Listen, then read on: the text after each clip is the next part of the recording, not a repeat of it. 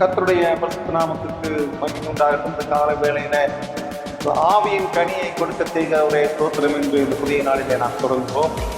கலாத்தியர் 5:22 பார்க்கும்போது ஆவியின் கனியோ அன்பு, சந்தோஷம், சமாதானம், நீடிய பொறுமை, தயவு, நற்குணம், விசுவாசம், சாந்தம், பிச்சை அடக்கம் என்று சொல்லி இந்த 9 வகையான ஆவியின் கனிகளை நாம் கொடுக்க தீர்மானிக்க வேண்டும். கிறிஸ்தவர்கள் தங்கள் மாம்சத்தையும் அதன் வித்தைகளையும் சிலுவையில் அரைத்திருக்கிறார்கள் என்று நாம் அறிந்து கொள்ள முடியும். நாம் ஆவியிலே பிழைத்திருந்தால் ஆவிக்கேற்றபடி நடப்போம். விசுவாசிகளாகிய நம்முடைய ஜீவியம் கனிதரும் ஜீவியமாக இருக்க வேண்டும். ஆவியின் கனி நம்மிடத்திலிருந்து வெளிப்பட வேண்டும். எந்த சூழ்நிலையிலும் எல்லாவற்றிலேயும் நமக்கு விரோதமாய் எழுப்புகிற, நமக்கு எதிராக நடந்துகிற சமயத்திலே முதலாவது இந்த ஆவியின் கனியிலே அன்பு என்கிற கனியை நாம் கொடுக்க எப்பொழுதும் ஆயத்தமாயிருக்க வேண்டும். சொல்லும் போதும் அதை மாம்சத்தின் கிரிகை என்று சொல்லுகிறார்கள்.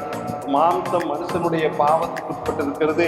கிருபையானது ஆவியின் கனி என்று அழைக்கப்படுகிறது. ஆவியின் கனியானது பரிசுத்த ஆவியானவரிடத்திலிருந்து புறப்பட்டு வருகிறது.